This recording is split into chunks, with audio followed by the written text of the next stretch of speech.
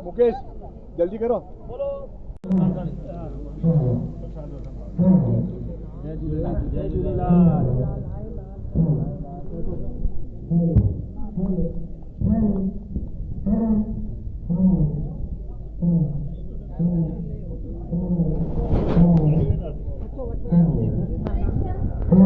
हाँ आते हैं।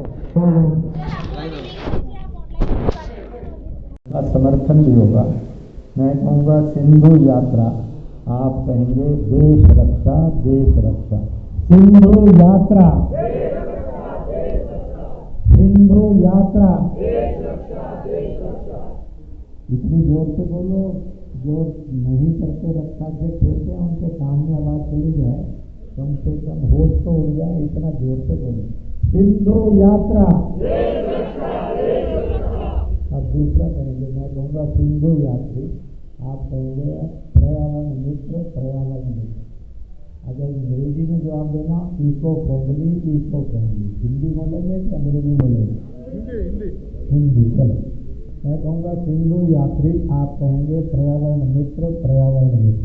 सिंधु यात्री, सिंधु यात्री। अब एक दूसरा समूह नारे लगाएंगे। मैं कहूँगा सिंधु यात्रा, आप कहेंगे भाईचारा, भाईचारा। सिंधु यात्रा, भाईचारा, भाईचारा। सिंधु यात्रा, भाईचारा, भाईचारा। सिंधु यात्रा, भाईचारा, भाईचारा। अब दूसरा इसका हिस्सा बोलेंगे। मैं कहूँगा ये सिंधु रिवर है जो मानसरोवर से चलकर यात्रा पूरी करते करते करते ये लद्दाख पहुँचती है, लेह सिटी में। ये सिंधु घाट है और हम बात करते हैं रितेश आर्य जी से, सिंधु की कहानी क्या है, असलियत, क्योंकि लोगों को नहीं पता सिंधु है कहाँ से आती है, कैसे जाती है, कहाँ पहुँचती है। तो आर्य जी बताएंगे कि सिंधु की यात्रा कैसे है। देखिए, ये जो सिंधु नदी आज हम हमारे सामने देख रहे हैं, ये इसका जन्म बहुत ही एक असंवरणीय एक विषय है।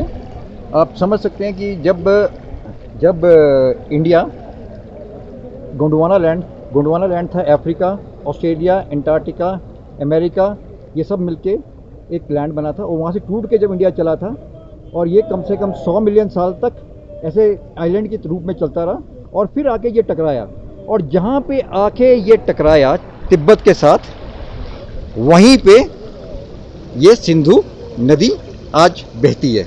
तो सिंधु नदी का बहना जियोलॉजिकली एक बहुत अहम विषय है, क्योंकि यहाँ ये दर्शाती है कि यहाँ पे ये सूचरिंग हुई थी। सूचरिंग का मतलब है, इसको हम वैसे बोलते हैं इंदस सैंगपो सूचर जोन, मतलब इंदस रिवर और सैंगपो मतलब ब्रह्मपुत्रा रिवर, दोनों का जोड़ जहाँ पे है, वहीं पे इंडिया आके टकराया था तिब्बत के साथ। और ये जब ये हुआ था तभी जन्म हुआ था हिमालयाज़ का, और हिमालयाज़ के जब जन्म हुआ था तो उसमें से एक ऐसी धारा बनी थी जो सूचर के रूप में हमारे सामने बहती है, जिसको हम इंदस यहाँ पे कहते हैं, और ईस्टर्न साइड में हम इसको ब्रह्मपुत्रा कह के, वो पूरे का पूरा जॉइंट जो है, जो जहाँ पे इंडिया और चाइना मिले थे, उसको दर्शाता है। अब ये जो हमारे सामने पहाड़ियाँ नज़र आ रही हैं, ये सारी सेडिमेंट्री रॉक्स हैं।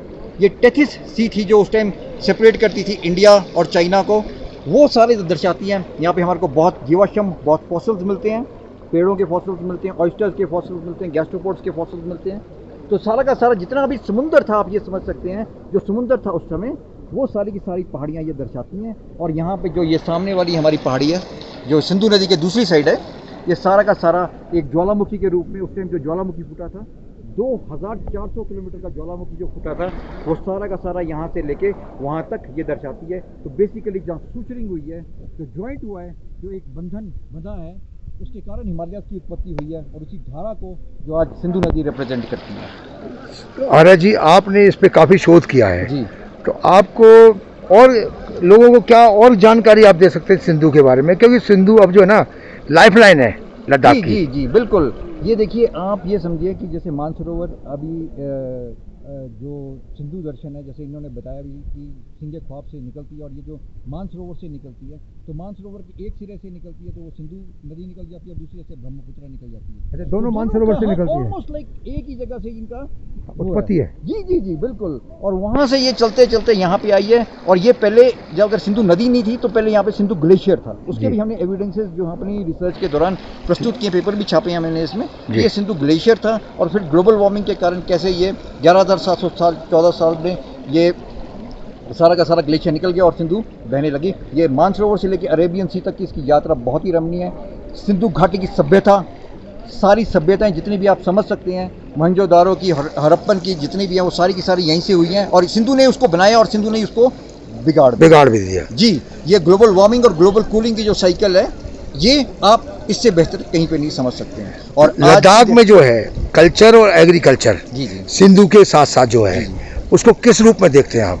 जी आप देखिए, जो पुरानी सभ्यताएं हैं यहाँ पे, लद्दाख की जितनी भी, जब मैं यहाँ पे आया था, जितनी भी वाटर बॉडीज थी वो सारी की सारी, जो एग्रीकल्चर लैंड था वो सारा सिंधु के आसपास एक लद्दाखियों के पास था। जो आप ये समझ सकते हैं कि जितनी भी पुरानी एग्रीकल्चर लैंड है वो सारी की सारी सिंधु घाटी के आसपास ही बसी है, और जितनी बस्तियाँ हैं वो सारी सिंधु घाटी के पास ही बसी हैं। अब मॉडर्न इस कंटेक्स्ट में इसको ये देख सकते हैं हम कि सिर्फ पानी नहीं मुहैया कराता पीने के लिए या ये इसके लिए, ले टाउन का सारा पानी यहीं से जाता है। लेकिन दूसरी जो चीज़ है वो एनर्जी। अब आप यहाँ पे देखेंगे निमो बास्को में, यहाँ पे जो आलची में जो प्रोजेक्ट लग गया है उससे ये बिजली भी दे रही है, सारी एनर्जी रिक्वायरमेंट कर रही है। तो आने वाले टाइम में ये सिर्फ वाटर, फूड और एनर्जी की जितनी स्कैसिटी है इस रीजन में, उसको दूर करने का इसमें पूरा का पूरा दम है। थैंक यू, आपने बहुत अच्छी जानकारी दी फोकस न्यूज़ के माध्यम से, और हम चाहेंगे समय समय पर आप हमें गाइड करें और यहाँ इसकी जानकारी लद्दाख क्या पूरे देश, क्या पूरे विश्व तक पहुँचाएँ।